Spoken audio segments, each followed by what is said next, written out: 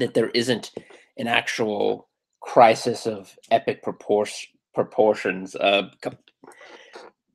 couple of weeks ago, they were highlighting the fact that there were more, statistically, there were slightly more attempts at crossing over illegally during the Bush administration than there were now, and therefore it's not a crisis. So the fact that we have to release hundreds upon hundreds of people that the Border Patrol has to basically allow people, illegal aliens from under, who we have no idea what their identity is.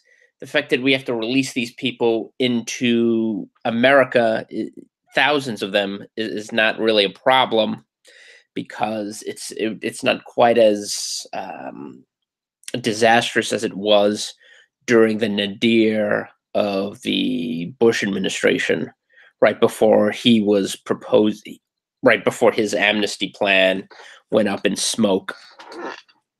And you have to wonder what their strategy is, because if they admit yes, there is a border crisis, that there are thousands and that there are tens of thousands of people literally trying to invade the United States right now, albeit some of them under the false pretext of claiming political asylum or being refugees.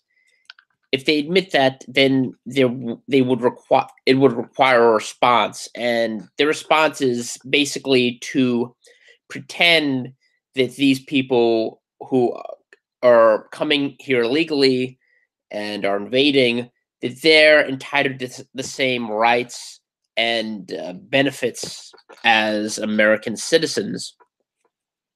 And to the average voter, that's really untenable, no matter how much the media and the open borders lobby tries to manipulate public opinion, tries to indoctrinate people and pretend that that Americans want a borderless society, that we want millions and millions of people from Latin America and the Middle East and whoever can get here.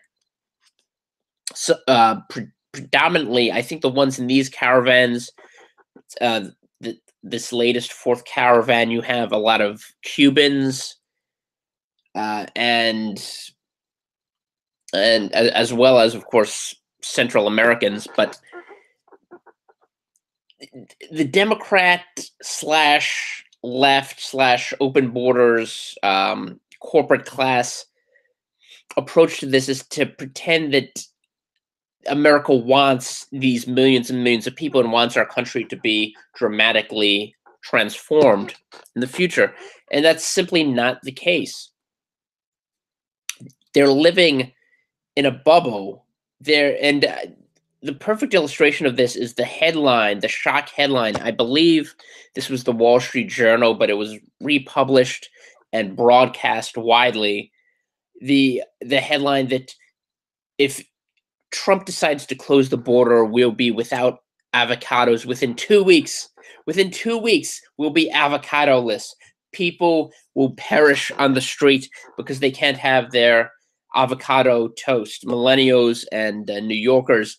And I remember the other day I saw some, and I don't even know if this is accurate, but some statistic on one of these Wi-Fi kiosks that were installed under the De Blasio administration to harvest your data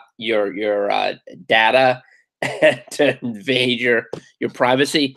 I saw some statistics. They usually put up little blurbs about New York City or really doggerel or childish works of art, but they had one statistic that New Yorkers consumed 2 million slices of avocado toast last year, or some. I have no idea if this is accurate, but it kind of gets to the heart of who that headline is aimed at. The idea that we won't be without avocados, and therefore that's we must open the border.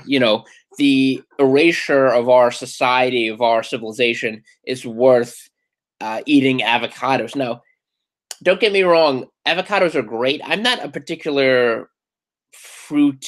I'm not a Steve Jobs type. I'm not a fruitarian. I like vegetables even less than fruit. I mean, uh, be warned that's not a good diet. You should theoretically you should have lots of cruciferous vegetables and fruit.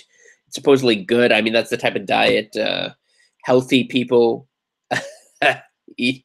But avocados I actually enjoy. I mean, and they do taste good.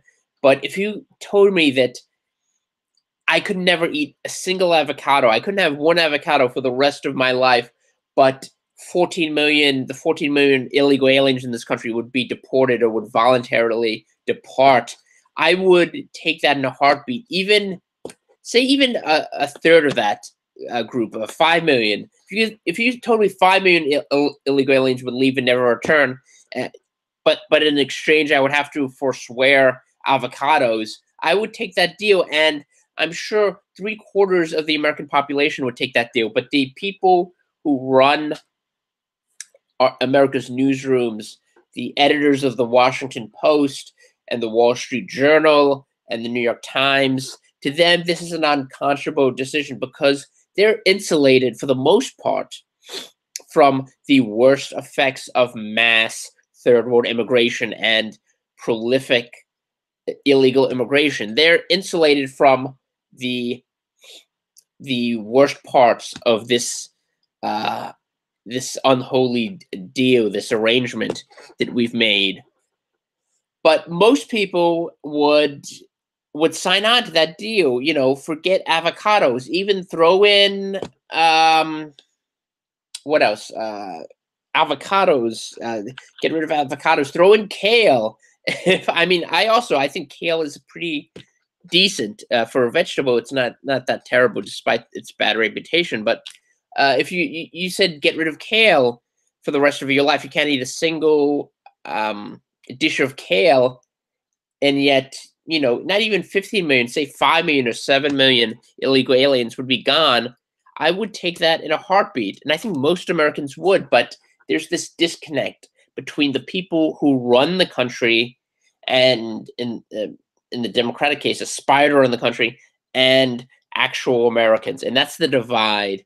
And that's something that'll come into stark relief in the weeks ahead when we're going to have to deal with this. Yeah, close the border, do what Nixon did, and shut it down. I'm all for that.